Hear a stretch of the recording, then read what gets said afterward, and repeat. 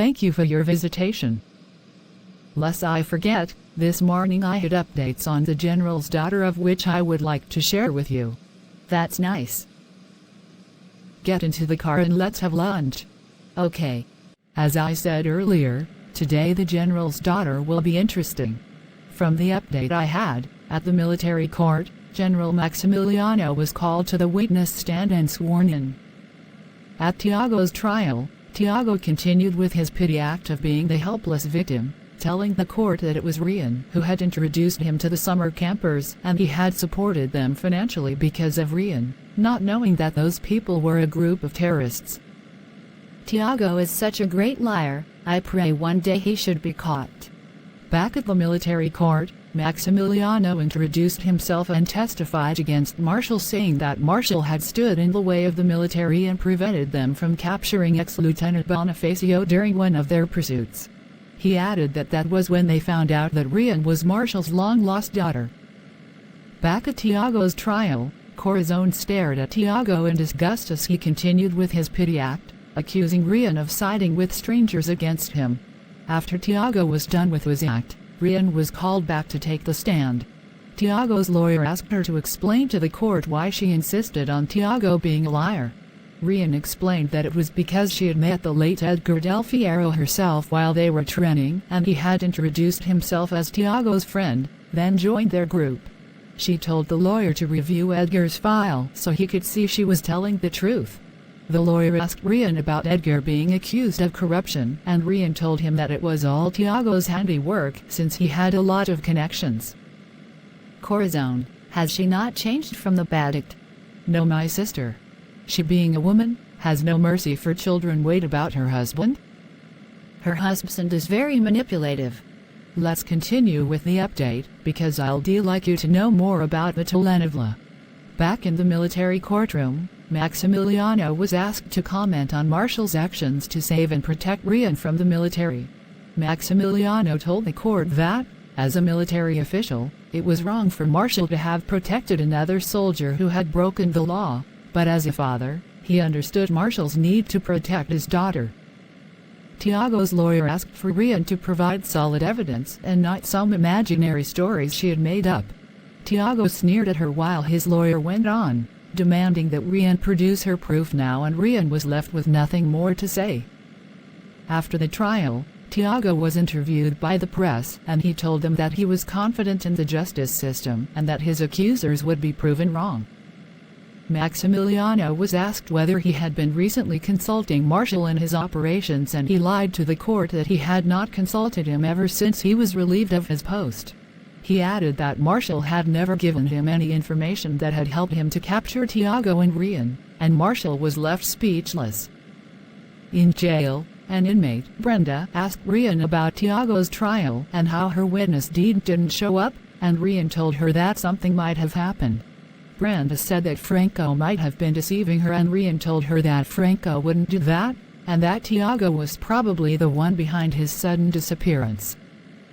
Franco struggled through his restraints as Ivan came to bring him some food. He told Ivan to untie him, but he refused, fearing what Armando might do to him if he did. Franco told him that they would both be leaving the alliance and will have to testify against Tiago in court to bring him down, but Ivan was scared that Tiago would hunt them down in retaliation.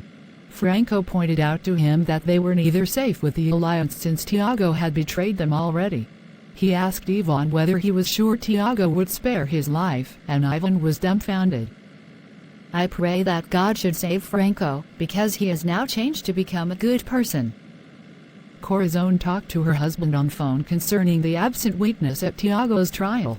When Marshall made mention of Jesse and Edgar's file, Corazon told him that she had had a major argument with Jesse about her hiding Edgar's file, because she feared they might abandon her when Rian was set free. Marshall asked to talk to her, and Corazon told him that Jesse had already left the house and said that she wouldn't be coming back. Corazon then told her husband that she didn't know what to do, and Marshall assured her that they'll overcome their challenges. He told Corazon that, if Tiago had escaped his punishment for his crimes because of lack of evidence, then they needed to make a kidnapping case against him and send him to jail, since Rian would be the only witness and evidence they would need. At Tiago's trial, The verdict had already come in. The charge of terrorism was dismissed since the prosecution had failed to prove beyond all reasonable doubt that Tiago was the leader of the group. The charges of arms smuggling and drug trafficking was also dismissed. Tiago and his blinded supporters were happy with the ruling as the judge called for the court to be adjourned. They hailed him in the courtroom. Marshall and Buen Camino watched the aftermath of Tiago's trial as Tiago accused him, Marshall, and Rian of trying to use him as a scapegoat to cover up crimes they had committed themselves. Marshall was upset that Rian had given herself up only for Tiago to escape judgment by fooling everyone and putting the blame on them. Buen Camino told him to calm down because they had other charges against Tiago that they could use to bring him down.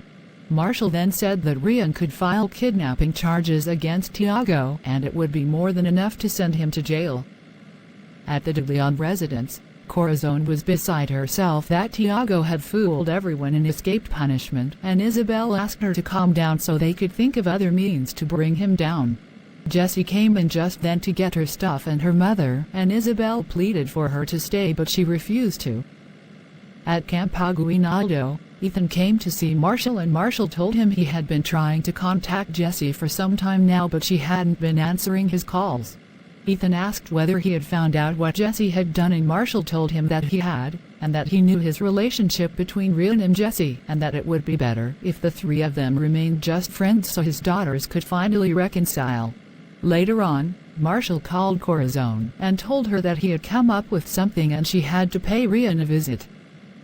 Tiago and Amelia had an interview with the press, and they told them that they wanted to help the people in the country and that they needed their support so Tiago would win the Senate seat. The people hailed him, pledging their support for him. At Camp Aguinaldo, there was a conference where the press threw unending questions at Marshall concerning Tiago's accusations, and Maximiliano rebuffed and dismissed all of them, saying that there was no evidence that supports Tiago's baseless accusations. Tiago's lawyer told Amelia that they had a problem because Rian had decided to pursue her kidnapping charge against Tiago. Alexandra asked Maximiliano why he had defended Marshall and he told her that there was no evidence that he was involved with the terrorist group. She then told him that Marshall was his rival and he should take advantage of the opportunity to implicate him in the matter. She told Maximiliano to give her the go-ahead so she could plant false evidence against Marshall and have him put away for good. Maximiliano lashed out at her, telling her to respect him because he was her superior and to respect Marshall as well because he was a general and not just any ordinary soldier.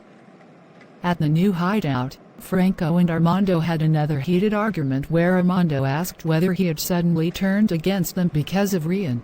He added that Franco would end up dead if he kept on with it, and Franco told his father that he would rather be dead than live his life like a coward.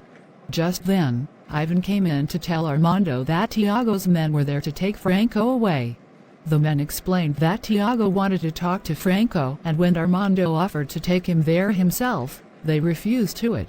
After a mild altercation where Franco hit them and they hit him back, Armando warned them that he would hunt them down if anything happened to his son.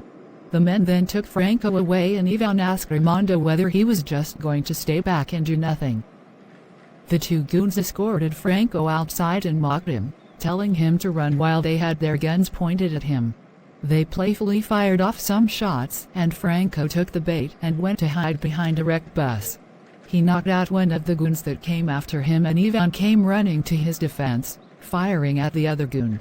Then on Franco's request, Ivan tossed the gun at Franco and he caught it in midair, shot down the other goon and finished off the one he had knocked down earlier. Ivan then came out and untied him and they left together.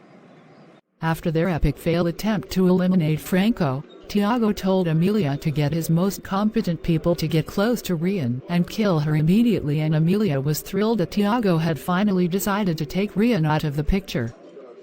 In jail, Rian's cellmate told her about the latest news concerning Tiago and how he had announced his running for the Senate, and Rian realized that that had been his intention all along.